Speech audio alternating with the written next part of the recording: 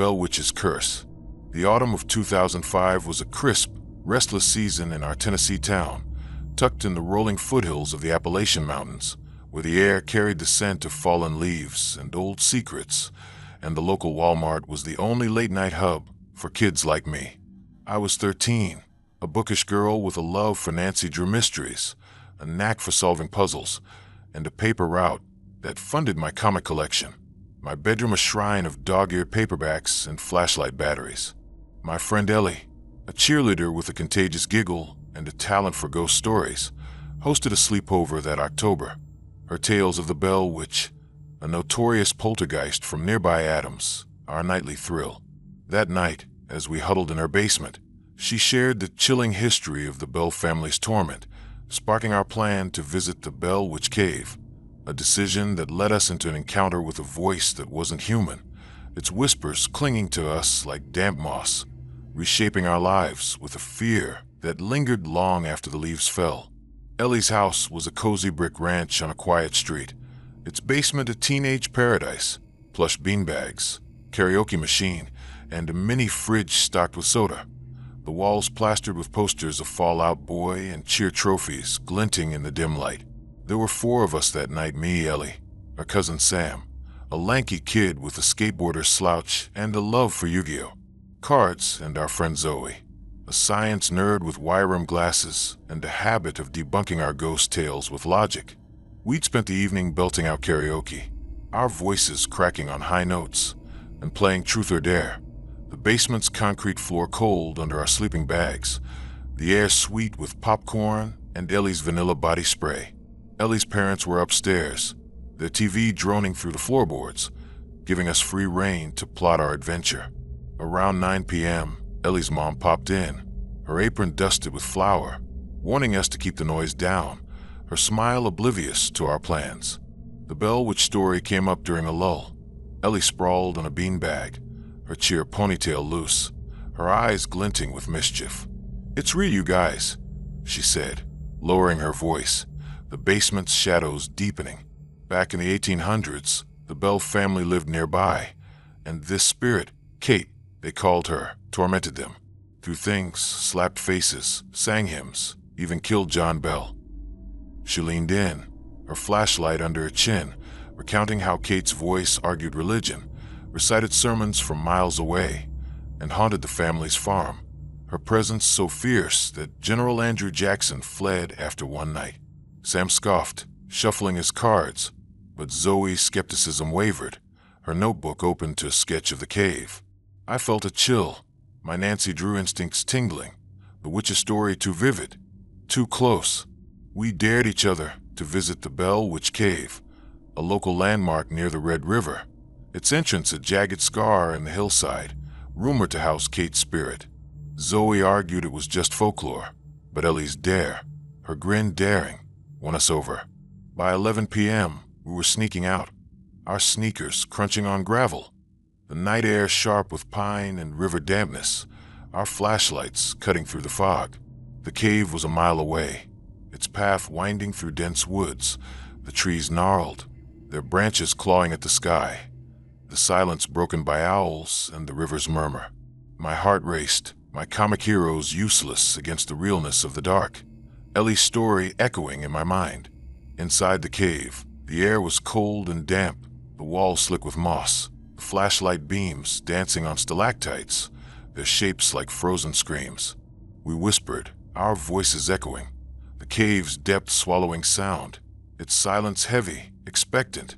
Then we heard it, a voice, low and feminine, singing a hymn, its notes clear but wrong, like a radio tune to a dead station. Amazing grace. It sang, but the words twisted, the melody off-key, coming from nowhere everywhere. Zoe's flashlight shook, her science failing, while Sam clutched his cards, their edges crumpling.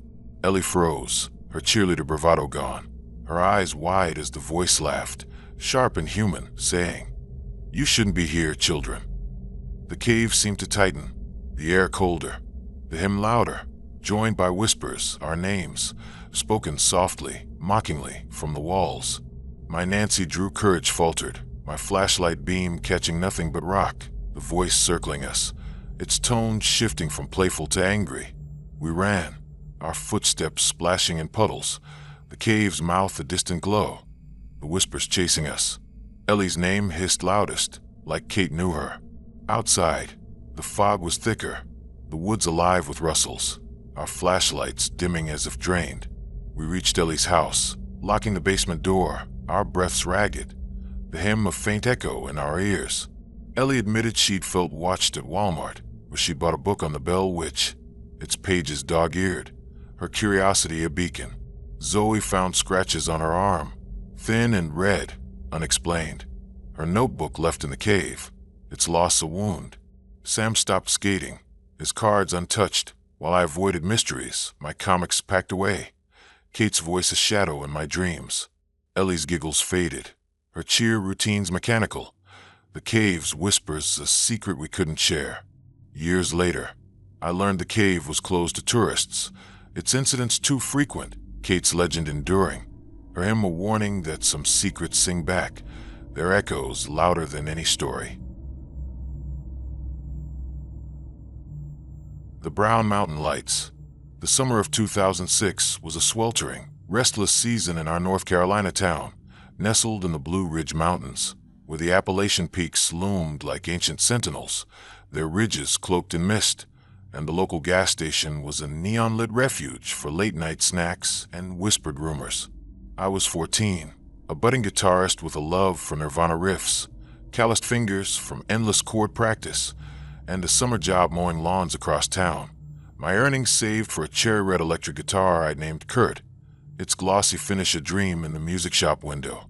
My friend Noah, a wiry hiker with sun-bleached hair, a knack for spinning campfire tales, and a dog-eared journal filled with Appalachian trail maps, hosted a sleepover that July in his backyard, his stories of the Brown Mountain Lights, mysterious orbs that danced in the hills, igniting our imaginations like a spark in dry tinder. That night, as we huddled around a crackling fire pit, he shared the Cherokee legend of the lights, their eerie glow a puzzle that pulled us into a reckless plan to hike Brown Mountain, a trek that plunged us into an encounter with orbs that pulsed with unnatural life, their haunting dance weaving a thread of fear through our lives, a melody that lingered like a half-forgotten song, its notes sharp in the mountain shadow. Noah's house was a sturdy log cabin perched on a wooded lot, its backyard a grassy clearing ringed by towering pines, the air thick with the scent of charcoal, sap, and the faint sweetness of honeysuckle clinging to the fence. There were 5 of us that night, me, Noah, his older sister Lila, a painter with a dreamy vibe, her hands smudged with acrylics and her sketchbook bursting with misty landscapes, and our friends Caleb and Mia, track runners with lean frames, restless energy, and a love for dares that pushed us to the edge of trouble. We'd spent the evening roasting marshmallows, their gooey centers dripping onto our fingers, and strumming my acoustic guitar, our voices weaving through smells like teen spirit, the fire's embers glowing like tiny stars against the mountain's dark silhouette. Noah's parents were inside, their folk records spinning softly through the screen door, the banjos twang a faint echo, leaving us to our tents and tales. Around 10 p.m., Lila shushed us, her sketchbook open to a charcoal drawing of a mountain ridge, urging Noah to spill the story, her eyes glinting with curiosity. "The Brown Mountain Lights aren't just a story," Noah said, his flashlight casting jagged shadows across his face, his hiker's tint deepened by the fire's glow, his voice low and deliberate, like he was sharing a secret carved into the hills. "The Cherokee say they're the spirits of women searching for warriors lost in a battle centuries ago, their torches glowing in the night, forever wandering." He leaned forward, his journal open to a map marked with red excess, describing orbs, white, blue, sometimes red, hovering over Brown Mountain, documented since the 1700s, studied by scientists, rangers, and even the Smithsonian, yet never explained. Some called them swamp gas, others ball lightning, but Noah's eyes burned with the Cherokee tale. Spirits, restless and eternal, their lights a warning to respect the mountain's dead. Caleb grinned, his track shoes tapping, daring us to hike up and see them, while Mia's braid swung as she nodded, her runner's pulse quickening. I strummed a minor chord on my guitar, the strings humming with unease. Kurt's imagined riffs no match for the tale's weight, the fire's warmth failing against the chill creeping up my spine. The idea took root, our sleepover dares escalating as the fire crackled, its sparks drifting like the orbs Noah described. Lila hesitated, her paintbrush twirling in her fingers, her dreamy gaze shadowed by doubt. But Caleb's taunt, "Scared, artist girl?" lit a spark in her eyes.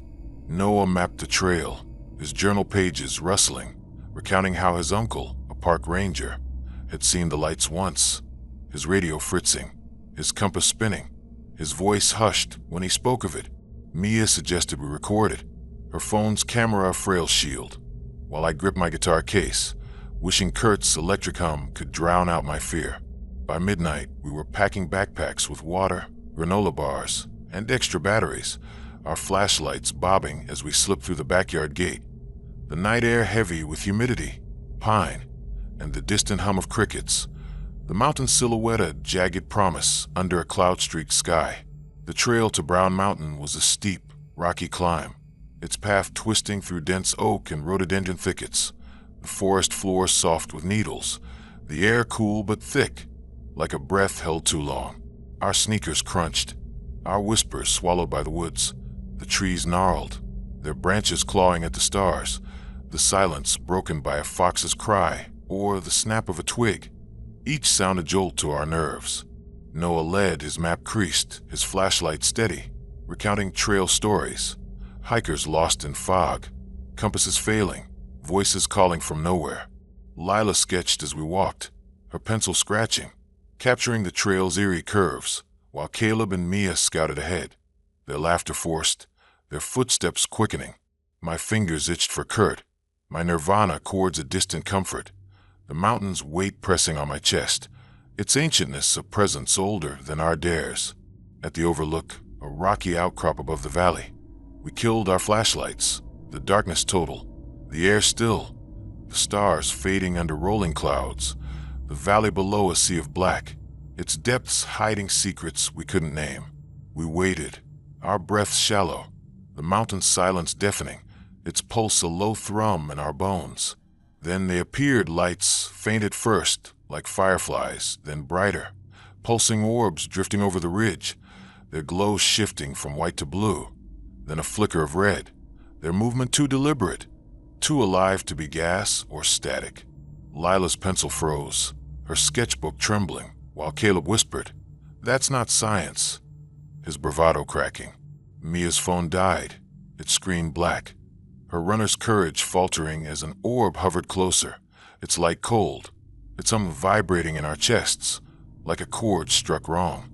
My heart pounded, Kurt's riffs useless, my flashlight beam catching nothing but mist, the orbs multiplying, circling, their dance hypnotic, revealing shapes in the haze, figures vague, feminine, their faces blurred, their hands outstretched, as if searching. Noah's map slipped, his journal pages scattering, his voice hoarse as he muttered Cherokee words his grandma taught him, a prayer half remembered. The hum grew louder, a chorus of grief, the air colder, our flashlights dimming, the orbs closing in, their glow searing our eyes, their shapes sharper, women, their hair flowing, their eyes empty, their hands reaching. Lila screamed, her sketchbook falling, its pages torn by the wind, while Caleb grabbed Mia, their track speed useless against the light's pull. We ran, the trail blurring, our footsteps slipping on loose rock, the orbs fading but their hum chasing us, a vibration in our skulls, the forest alive with rustles, shadows darting between trees, our flashlights flickering like dying stars. Noah tripped, his knee bloodied, his journal lost, while Lila clutched her sketch, its lines frantic, the orb's glow burned into it. Back at Noah's, we piled into the cabin, locking the door, the fire pit cold, the mountain silhouette a thread through the window, the hum a faint echo in our ears, Lila's sketch a blur of light and shadow, her hands shaking as she traced the figures' faces. Noah shared more, his uncle's story of a hiker found dazed, muttering about women and light, his gear untouched, his eyes hollow. Mia found her shoelace knotted, as if tied by unseen hands, while Caleb's track metal was scratched. Its shine dulled. Lila's paintings grew darker, her landscapes haunted, while I avoided Kurt, my guitar silent. The orbs hum a riff I couldn't unhear. Noah's hikes became cautious, his Appalachian trail dreams shadowed, his journal replaced, but empty. We drifted, the sleepover a wound, the lights a mystery we couldn't solve, their dance a warning that some spirits still wander, the glow a chord that never resolves, echoing in the mountains dark. Years later, I read about the lights, NASA studies, ranger logs, Cherokee elders' tales, but no answer fit. The orbs hum a secret the mountain kept. Lila showed me her sketch once, its figures clearer, their eyes pleading, her art a confession. Caleb stopped running, Mia's races slower, Noah's maps folded away, my nirvana chords replaced by silence. The brown mountain lights a shadow in our dreams, their glow a reminder that some searches never end, their light colder than any fire. The Mothman's Shadow. The spring of 2007 was a damp, foggy season in our West Virginia town, nestled in the Appalachian hollows along the Ohio River, where mist curled like ghosts over the water, and the local diner was a warm refuge for late-night milkshakes and whispered secrets. I was 15, a film buff with a love for the X-Files, a part-time job rewinding tapes at a video store, and a clunky camcorder I used to shoot grainy horror flicks in my backyard. My Mulder and Scully posters a shrine above my desk. My friend Harper, a budding journalist with sharp eyes, a spiral notebook always tucked in her bag, and a blog chronicling local legends, hosted a sleepover that April in her creaky attic. Her tales of the Mothman, a winged creature tied to tragedy, fueling our restless imaginations. That night, as we sprawled across mismatched pillows, she recounted the 1966 Point Pleasant sightings, her voice a spark that ignited our reckless plan to visit the TNT area, a journey that plunged us into an encounter with glowing red eyes in the dark, their piercing gaze a shadow that clung to our lives like a reel stuck on repeat, its terror etched into every frame. Harper's house was a sagging Victorian on a street of peeling paint and overgrown yards, its attic a cluttered sanctuary of old steamer trunks, yellowed newspapers, and fairy lights strung like stars, the air heavy with dust, lavender candles, and the faint mildew of a house older than our grandparents. There were 4 of us that night, me, Harper, her younger brother Owen, a wrestler with a booming laugh and a stack of Halo discs, and our friend Quinn, a skater with dyed blue hair, ripped jeans, and a set of lockpicks she twirled like a fidget toy. We'd spent the evening watching the Blair Witch Project, our screams muffled by popcorn-stuffed pillows, and editing my latest short film, a shaky zombie chase, on Harper's ancient PC, the attic's slanted ceiling creaking with every gust of wind rattling the windows. Harper's parents were downstairs, their radio spinning the Eagles, the guitar riffs drifting up through the floorboards, oblivious to our late-night schemes. Around 9:30 p.m., Harper dimmed the fairy lights, her blog glowing on her laptop screen, and launched into the Mothman's story, her journalist's precision cutting through the attic's haze. "It's not a myth," she said, her voice low, her pen tapping her notebook, her eyes burning with the thrill of a scoop. In November 1966, 2 couples driving near the TNT plant in Point Pleasant saw a 7-foot creature with glowing red eyes and bat-like wings. It chased their car, flying at 100 miles an hour, then vanished. More sightings followed, dozens all year. Then the Silver Bridge collapsed in December 1967, killing 46 people. She flipped her notebook, showing clippings taped inside, grainy photos, witness sketches, headlines from the Point Pleasant Register. Owen snorted, flapping imaginary wings, but Quinn's lockpick stilled, her smirk fading, her fingers brushing a scar on her wrist.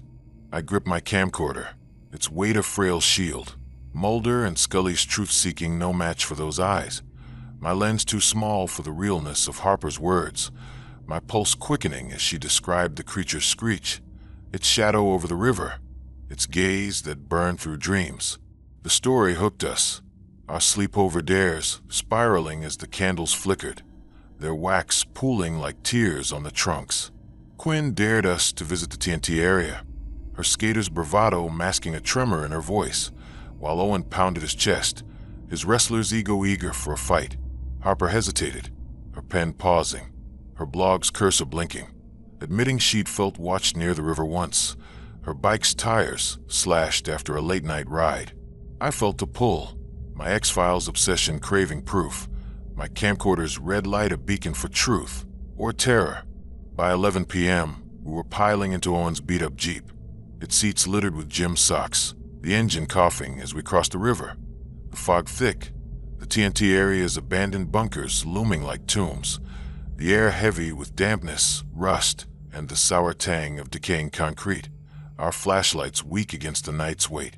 The TNT area was a sprawl of World War II-era munitions bunkers, their igloo-like domes cloaked in moss and graffiti, the woods around them dense with skeletal trees, their branches twisting in the fog, the silence broken by the river's murmur and the occasional drip of water from rusted pipes.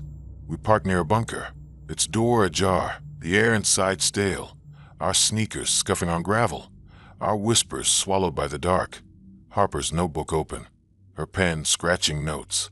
Owen led, his flashlight sweeping, recounting a wrestling teammate's story, a fisherman who'd seen red eyes on the riverbank, his net torn, his boat drifting.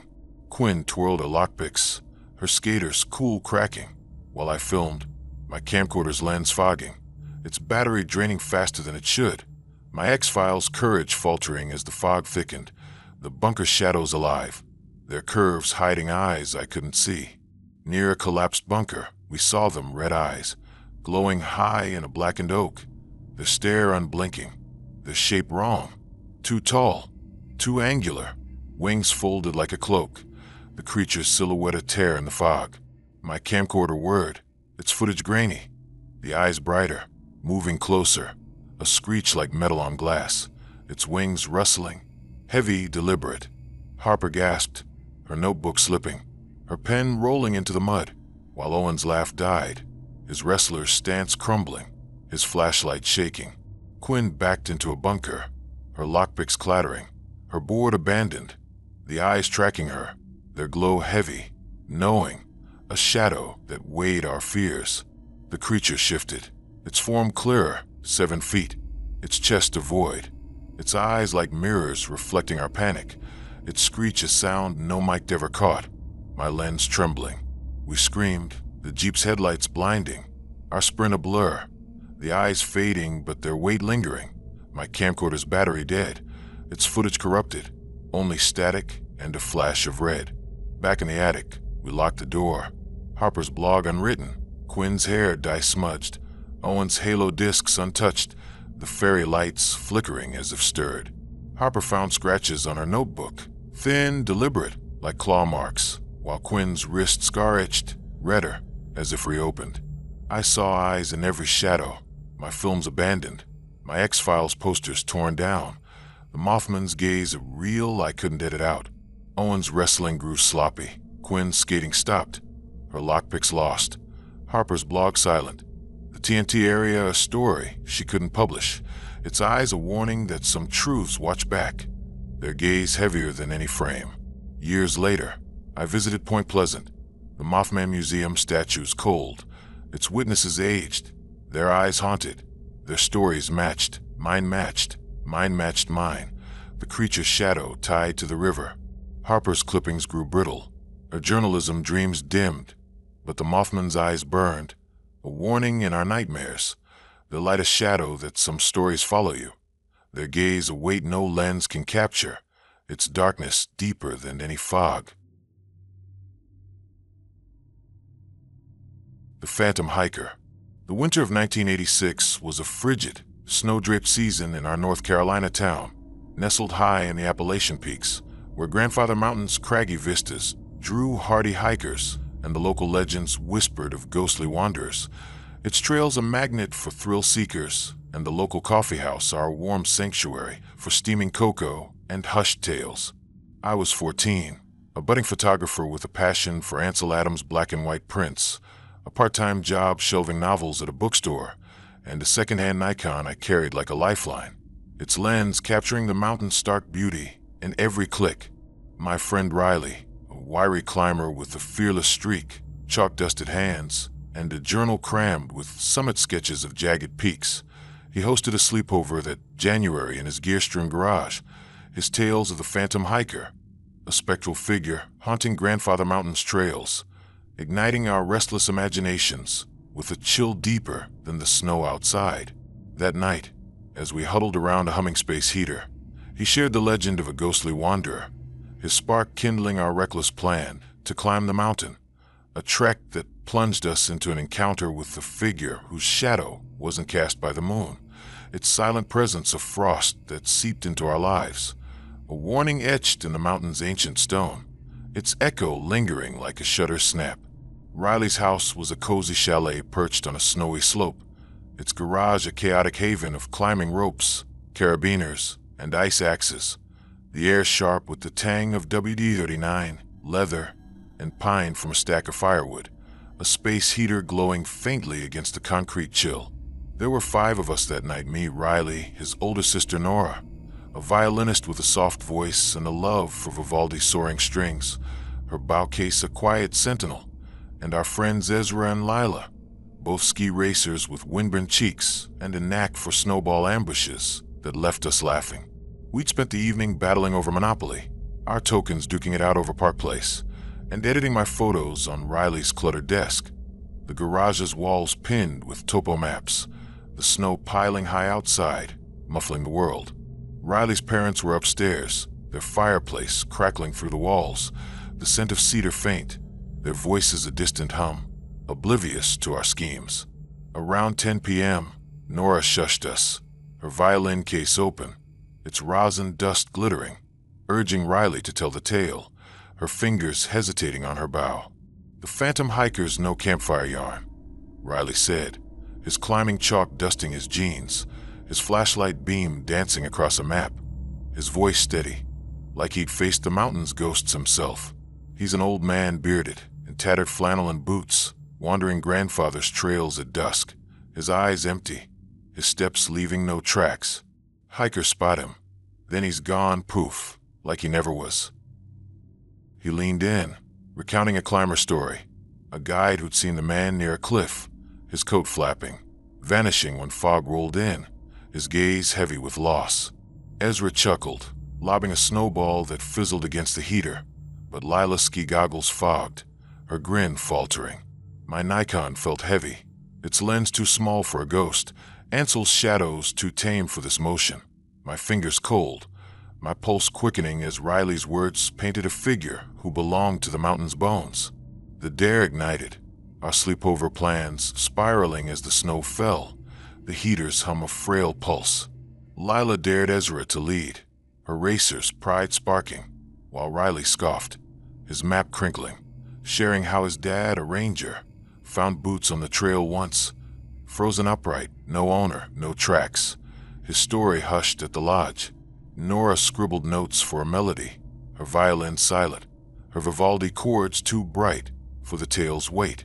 I clutched my Nikon, my Adams prints no shield, my shutters click a frail defense against the dark.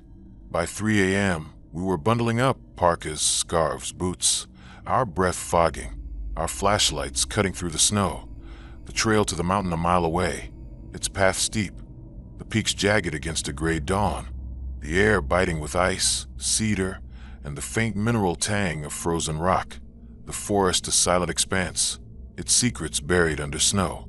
The trail was a grueling climb, its snow deep, our boots sinking, the pines heavy with ice, their branches groaning, the wind a low moan through the ridges, carrying whispers we couldn't place. Near the summit, we saw him, a man tall in a tattered coat, his beard white, eyes hollow, standing off the trail by a gnarled pine, still as stone, no breath in the cold, no shadow under the dawn's slant. My Nikon clicked, capturing blur, my lens frosting, his form fading as Riley approached, his chalked fingers trembling, his map forgotten. Nora's whisper died, her violin case slipping, her Vivaldi silenced, while Ezra's snowball missed, dissolving in the air, Lila's goggles fogged, her racer's speed useless. The man's gaze was heavy, knowing, his silence louder than our gasps, his form flickering, the snow untouched beneath him, the mountain's pulse a thrum in our bones.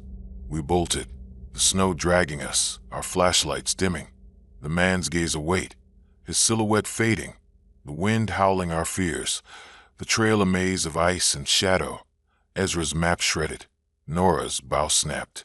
Back in the garage, we huddled, the heater failing, Riley's journal open to a frantic sketch, the man's eyes empty, Lila's goggles cracked, Ezra's ski pass torn, Nora's strings loose, my Nikon's film blank, the phantom's shadow a ghost in my lens. Riley's climbs grew cautious, his summits rare, Nora's violin untouched, Ezra's races slower, Lila's dares quiet, my photos abandoned, Ansel's light too bright for the dark. The hiker's gaze a warning that some trails lead to eyes that never blink, their silence colder than any snow. Years later, I heard ranger tales. A hiker lost in the 1800s, his body never found, his name carved into a cliff, the phantom's face in old photos, blurred but familiar. Riley showed me his sketch once, its lines sharper, the man's eyes pleading, his journal a confession. Nora's melodies darkened, Ezra's skis stored, Lila's goggles boxed, my Nikon sold, the phantom hiker a shadow in our dreams, his gaze a reminder that some wanderers never rest, their silence heavier than any peak. The Spearfingers Hunt. The fall of 2009 was a vibrant, windy season in our Tennessee town, nestled deep in the Great Smoky Mountains, where the Appalachian trails wound through ancient Cherokee lands, their paths steeped in lore, and the local craft fair was our weekend haven for cider and woven trinkets. I was 12, a storyteller with a love for Grimm's fairy tales, a job needing dough at a bakery, and a spiral notebook filled with myths I'd spun, my pencil smudged from endless drafts. My friend Ava, a graceful dancer with a passion for Cherokee folklore, her movements fluid like the river she loved, hosted a sleepover that October in her cozy living room, her tales of Spearfinger, a stone-skinned witch with a deadly claw, stirring our fears like leaves in a storm.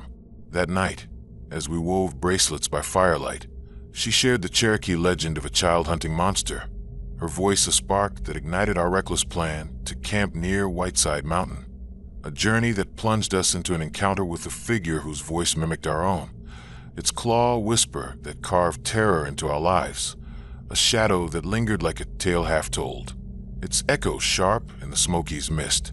Ava's house was a cedar log cabin near a babbling stream, its living room a warm nest of woven baskets, dream catchers swaying gently, and a wood stove radiating heat, the air rich with the scents of sage, cornbread, and the faint dampness of autumn leaves tracked inside.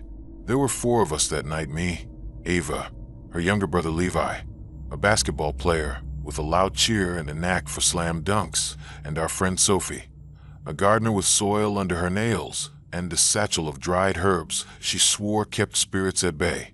We'd spent the evening threading beads into bracelets, our fingers tangled in bright colors, and dancing to Taylor Swift's twangy hits, the floorboards creaking under our socks, our laughter drowning out the wind's howl. Ava's parents were in the kitchen, their radio humming old bluegrass, baking for the fair, their voices a soft murmur, unaware of our plans. Around 9 p.m., Ava dimmed the oil lamp, her dance skirt swaying, her eyes glinting with the thrill of her tale, and launched into Spearfinger's story, her voice soft but heavy, like a river carving stone. Spearfinger's no bedtime story, Ava said, her flashlight casting claw-like shadows on the log walls, her dancers poised steady, her words flowing like a ritual.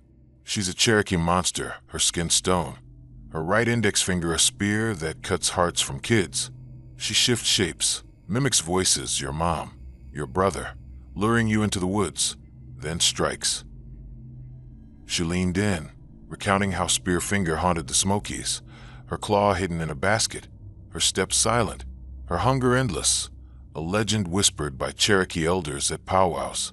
Levi laughed, dribbling an imaginary ball, but Sophie's herbs trembled in her hands, her rosemary sprig falling. My notebook felt thin, My grim tale's too soft for this witch, my pencil still, my heart racing as Ava described her voice, soft but wrong, calling from the trees, her claw glinting in moonlight, her eyes hidden in shadow.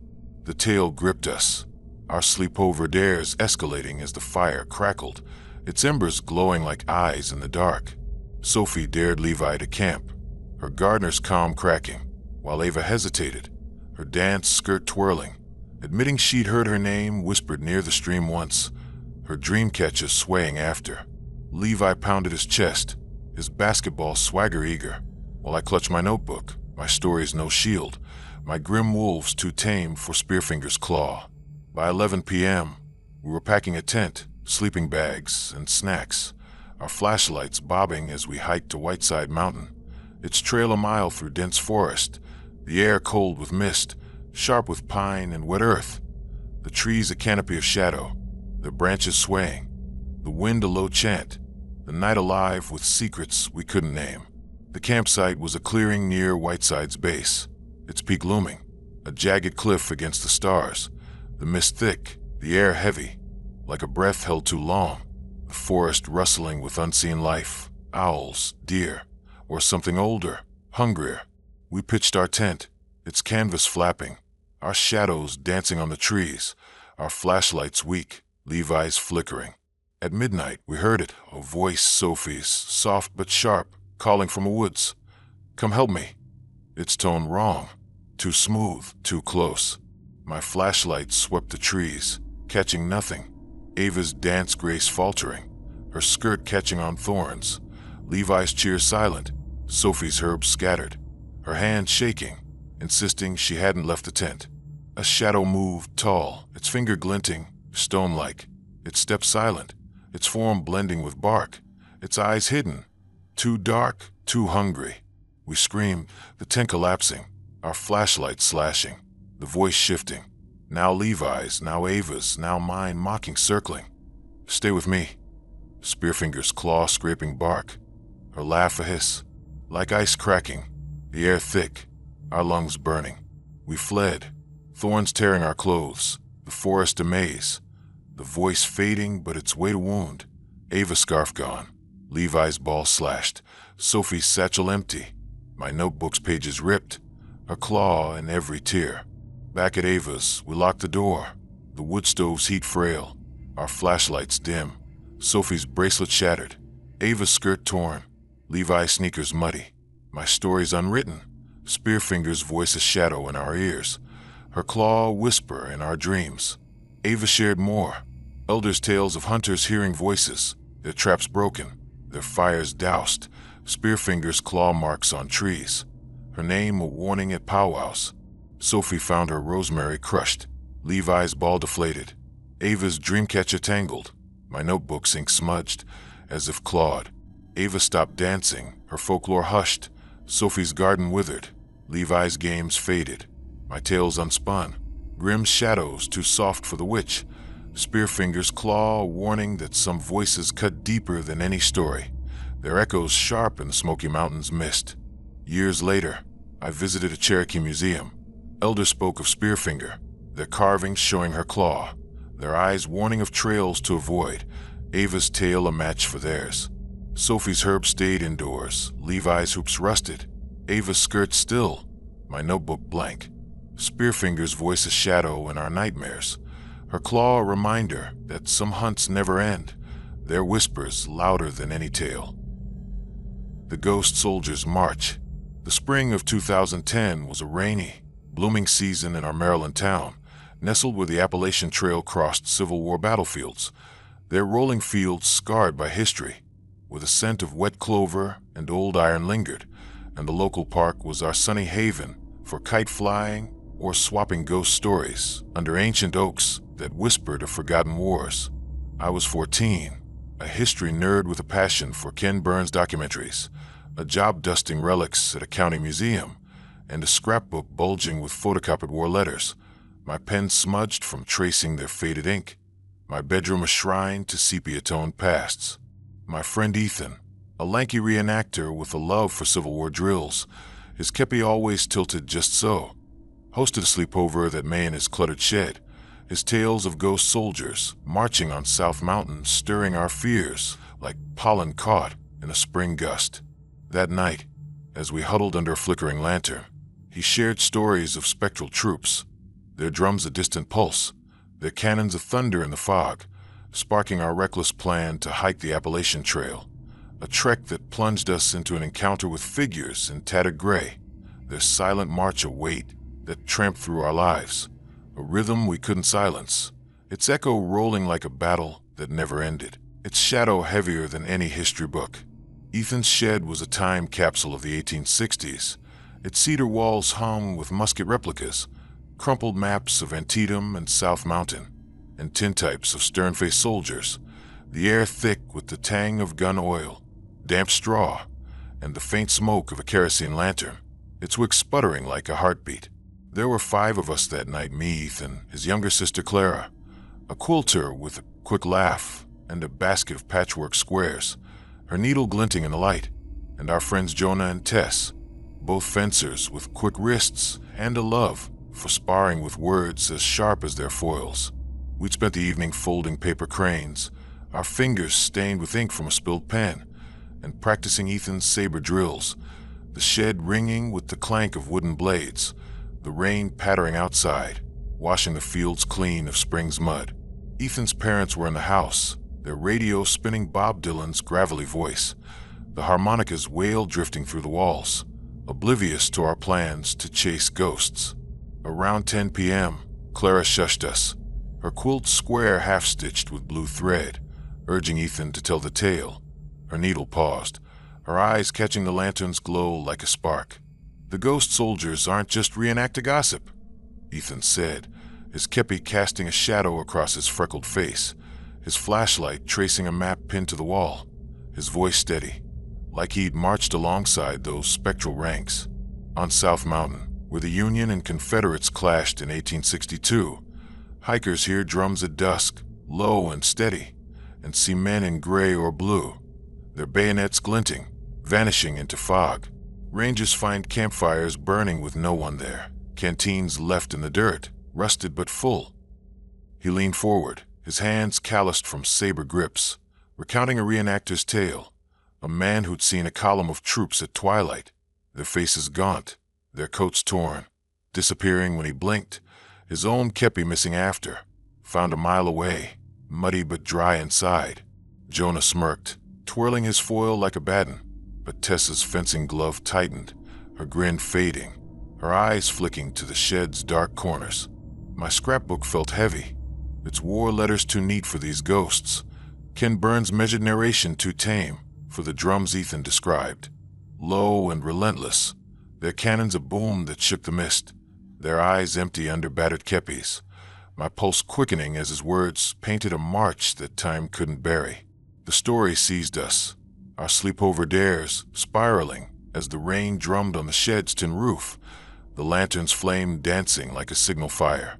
Tess dared Jonah to lead the hike, her fencers poised sharp, her foil glinting, while Ethan hesitated, his map crinkling in his hands, admitting he'd heard drums near the trail once during a reenactment, his saber drill faltering when a cold wind carried his name. Clara stitched faster, her quilt squares trembling, her laughter forced, her needle pricking her finger, a drop of blood staining the cloth. I clutched my scrapbook, its photocopied letters no shield, their formal cursive too fragile for the chaos of Ethan's tale, my pen still, my heart pounding like a drumroll.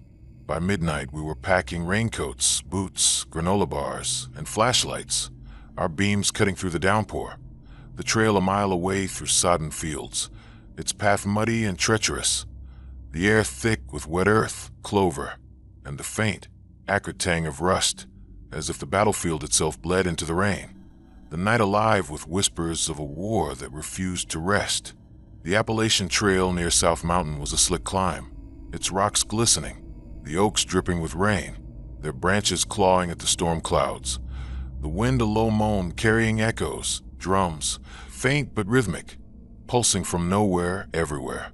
Ethan led, his map soggy, his kepi slipping, his flashlight sweeping the path, recounting a ranger's story, a hiker found dazed, muttering of soldiers, his compass spinning, his tent slashed.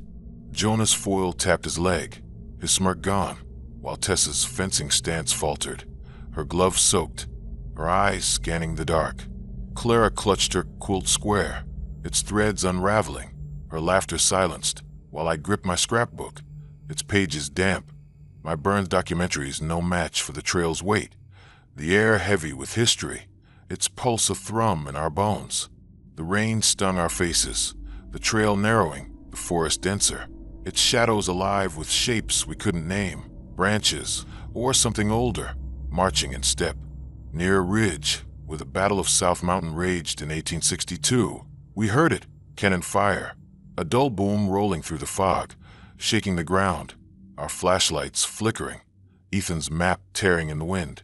Then we saw them, figures, gray-clad, their coats tattered, bayonets fixed, marching in a silent column through the trees, their faces blurred, their drums steady, low, a pulse that matched our hearts, their steps leaving no mark in the mud. My scrapbook slipped, its pages scattering, my pen lost in the muck, while Clara's quilt square fell, her needle gone, its thread red with her blood. Jonah's foil bent useless, his fencing bravado crumbling, while Tessa's glove tore, her wrist scratched, the soldier's eyes empty, their gaze heavy, knowing, as if we'd stumbled into their eternal march. A cannon boomed again closer, the air cold, our breaths fogging, the figures turning, their bayonets glinting, their silence louder than our screams, Ethan's saber cracking as he raised it, the wood splintering like a bone. We bolted, the mud sucking at our boots, our flashlights dimming, the drums relentless, their rhythm a weight in our chests, the figures fading into fog, their gaze lingering, a shadow that followed. Jonah tripped, his foil lost, Tessa's glove shredded, Clara's quilt soaked, my scrapbook's letters scattered, the trail a maze of rain and fear, the cannon's echo shaking our bones. Back in the shed, we huddled, the lantern snuffed, the heater cold, Ethan's map torn, his sketch of troops frantic, their faces blank, Clara's quilt stained, Jonah's foil gone, Tessa's wrist bleeding, my scrapbook empty, the soldiers' drums a ghost in our ears, their march a pulse we couldn't shake.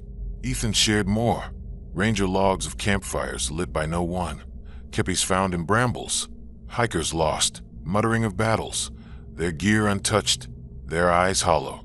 Clara found her needle bent, Jonah's map gone, Tessa's foil snapped, my letters muddied. The ghosts march a warning that some wars never end, their drums louder than any history, their echoes rolling through our dreams. Years later, I visited South Mountain, its trails quiet, the rangers' tales unchanged, soldiers seen at dusk, their drums faint, their fires warm but empty, a tintype found, its soldiers face mine, blurred but mine. Ethan's reenactment slowed, his kepi boxed, Clara's quilts darker, Jonah's fencing stopped, Tessa's wrist scarred, my Burns tapes unwatched, the ghost soldiers march a shadow in our nightmares, their drums a reminder that some battles linger, their rhythm heavier than any book, its echo a war we couldn't outrun. The Moon-Eyed People's Caves. The summer of 2011 was a humid, starry season in our Georgia town, tucked in the Appalachian foothills, where Cherokee caves burrowed beneath rolling hills, their secrets older than the stones, and the local arcade was our neon-lit escape, its pinball machines clanging with late-night dares and whispered myths. I was 15, a stargazer with a love for Carl Sagan's cosmic prose, a job running slideshows at a planetarium, and a homemade telescope I'd built from scrap, its lens trained on Orion's belt, my bedroom a map of constellations pinned to the walls. My friend Maya, a coder with a knack for cracking puzzles, her fingers always tapping like keys, hosted a sleepover that August in her rickety treehouse, her tales of the moon-eyed people pale, nocturnal beings who fled underground, stirring our fears like a glitch in the starlight, their legend a code we couldn't crack. That night, as we peered through my telescope, she shared the Cherokee story of their glowing caves, a spark that ignited our reckless plan to explore a cave near Dahlonega, a trek that plunged us into an encounter with eyes that glowed like dying stars, their whispers an ancient algorithm, a mystery that burned into our lives like a supernova.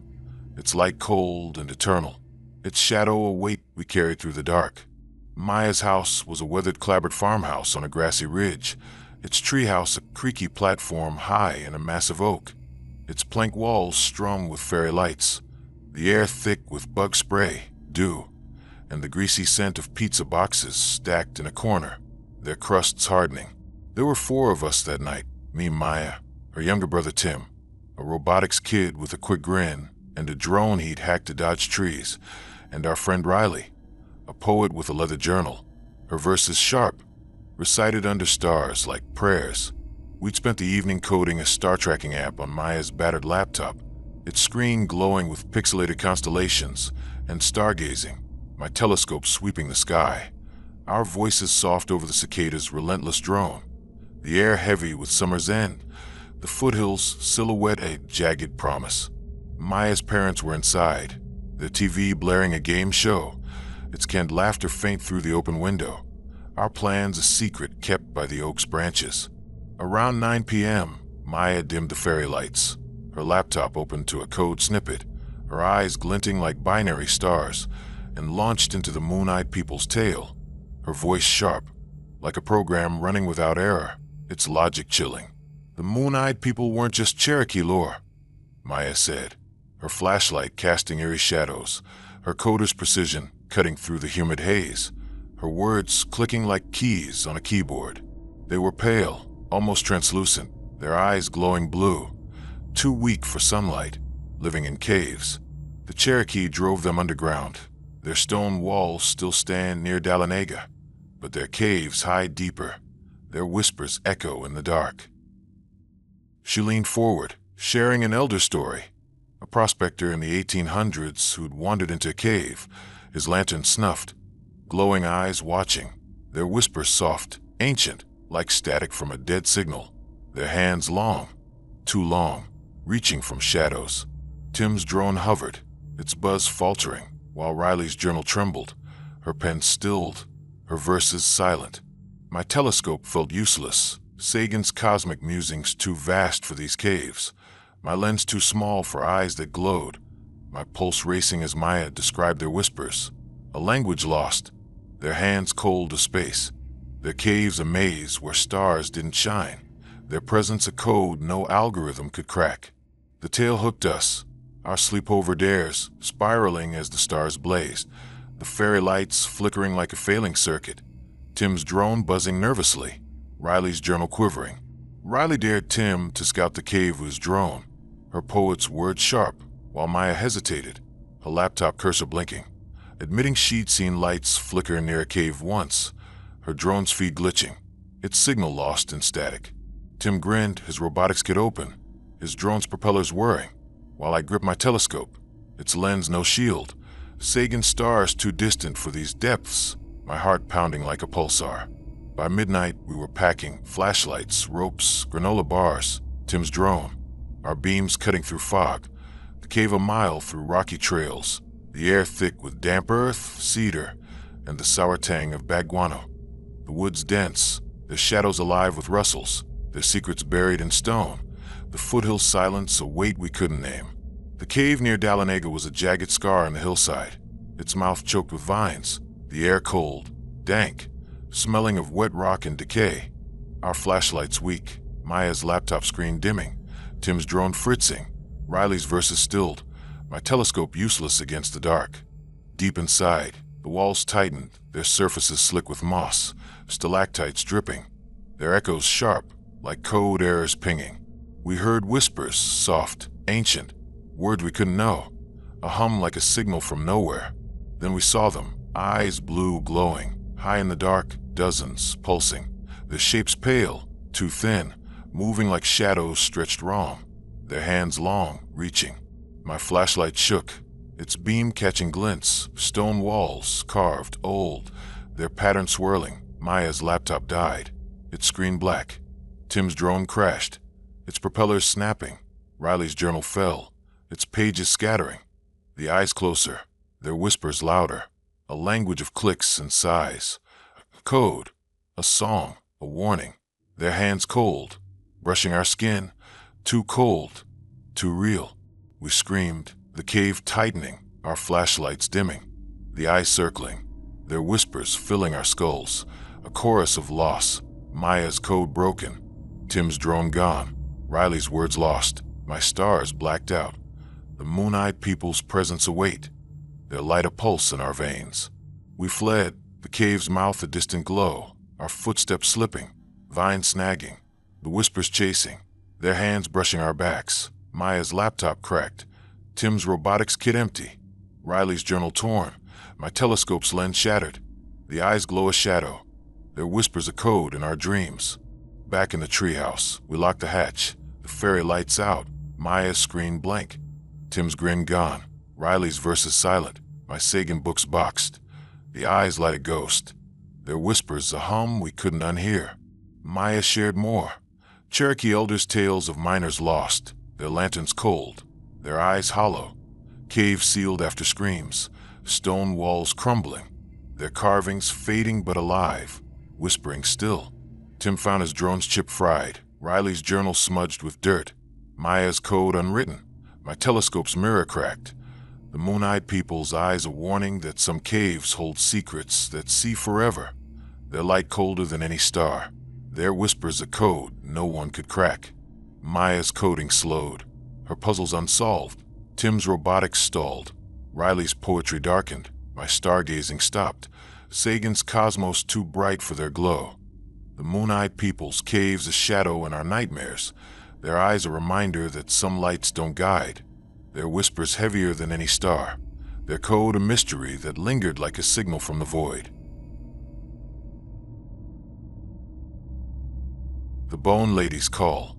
The winter of 2012 was a cold, gray season in our Pennsylvania town, where the northern Appalachian's dense woods loomed like silent sentinels, their roots clutching rocky soil, and the local library was our warm refuge, its stacks glowing with old tales and the scent of worn pages. I was 13, a writer with a love for Stephen King's chilling prose, a job shelving novels at a bookstore, and a leather journal crammed with horror drafts, my pen smudged from late-night scribbles, my bedroom a fortress of dog-eared paperbacks. My friend Sophie, a babysitter with a knack for creepy bedtime tales, her voice soft but eerie like a lullaby gone wrong, hosted a sleepover that February in her cozy basement. Her stories of the Bone Lady, a child-stealing spirit, stirring our fears like frost creeping across a window pane. That night, as we sipped cocoa by a humming space heater, she shared the legend of a spectral figure whose call lured kids into the dark, a spark that ignited our reckless plan to walk the woods near Tuscarora Mountain, a trek that plunged us into an encounter with a voice that wasn't human, its bone-chilling call a shadow that clung to our lives like ice, a whisper that carved terror deeper than any winter, its echo a tale we couldn't unwrite. Sophie's house was a brick rancher on a quiet cul-de-sac, its basement a snug bunker of movie posters, The Shining, Carrie, stacked board games, and a space heater glowing red, the air warm with cocoa, musty books, and the faint dampness of old carpet.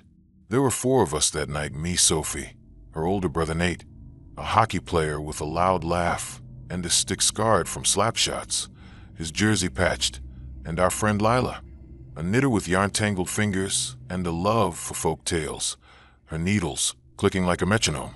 We'd spent the evening playing Clue, our accusations wild over Miss Scarlet's candlestick, and knitting scarves, the yarn looping, the heaters hum a shield against the snow piling outside. Sophie's parents were upstairs, their TV droning a cop show, its sirens faint through the ceiling, unaware of our plans to chase a spirit's call. Around 9 p.m., Sophie dimmed the lamp, her babysitter's poise steady, her eyes glinting like frost, and launched into the Bone Lady's tale, her voice low, like a story meant to hush a child, its weight a warning that chilled the room. "The Bone Lady's no fairy tale," Sophie said, her flashlight casting skeletal shadows across the Carrie poster, her voice soft but cold, like a lullaby twisted, her hands clutching a cocoa mug, its steam curling like a ghost. "She's a spirit, tall and thin, her bones rattling under a cloak, stealing kids who wander too far, her voice calling their names, soft, too soft, from the pines. She weaves their hair into ropes, their bones into traps, her eyes hidden, her call a trap. She leaned forward, recounting a hiker's tale.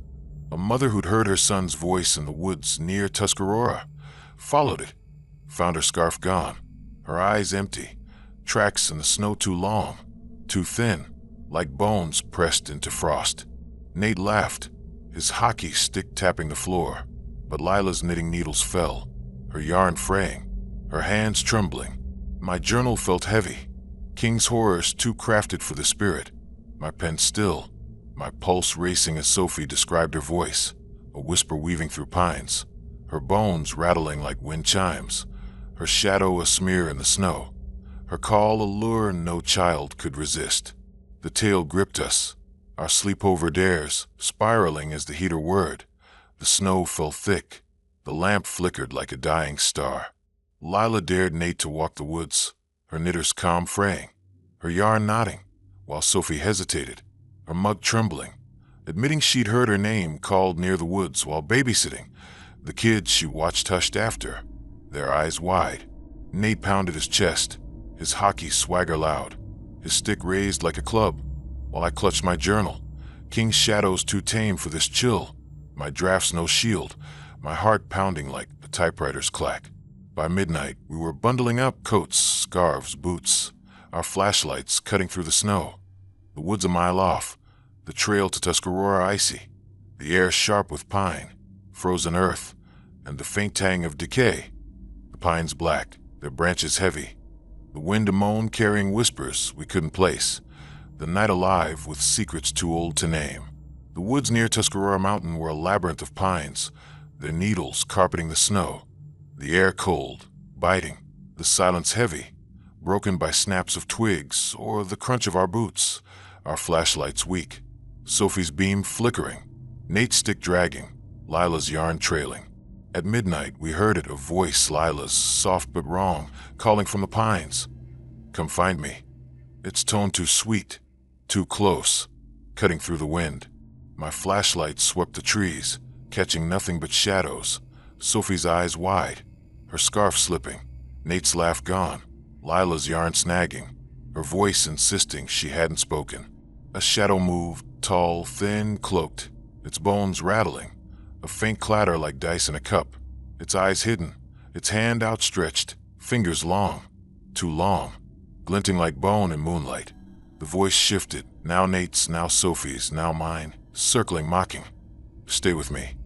The bone lady's call a hiss, like ice cracking, her rattle louder, the air colder, our lungs burning, her shadow closer, her fingers brushing our coats.